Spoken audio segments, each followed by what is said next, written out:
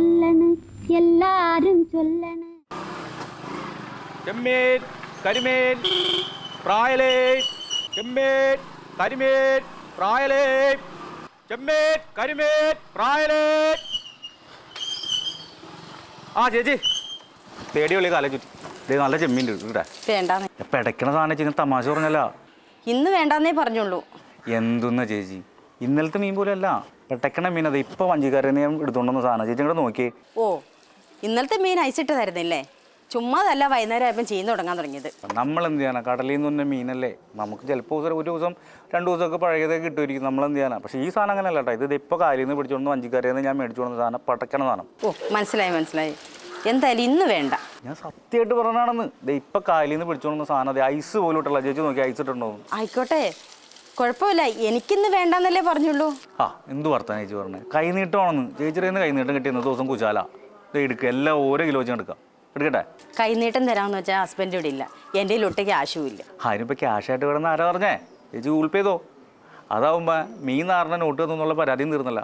നിങ്ങൾക്ക് സൗകര്യം ഞങ്ങൾക്ക് സൗകര്യം. ഓ അപ്പം നിങ്ങൾക്ക് ഗൂഗിൾ പേ ആയോ? ആയോതാ. ഇപ്പം ആരുടെ അടുത്ത് ഗൂഗിൾ പേ ഇല്ലാതെ?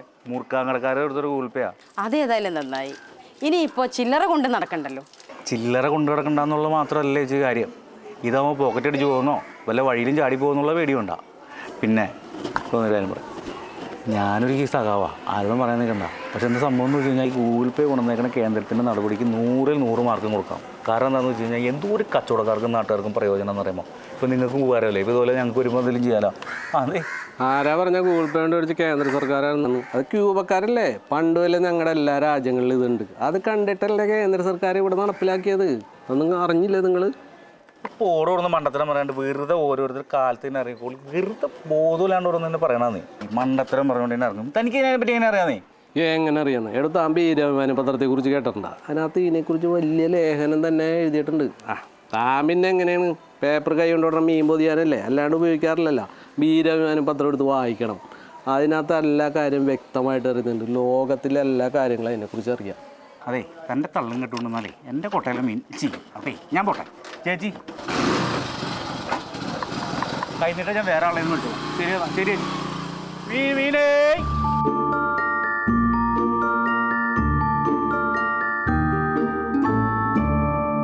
എല്ലാരും ചൊല്ലണ് എല്ലാരും ചൊല്ലണ്.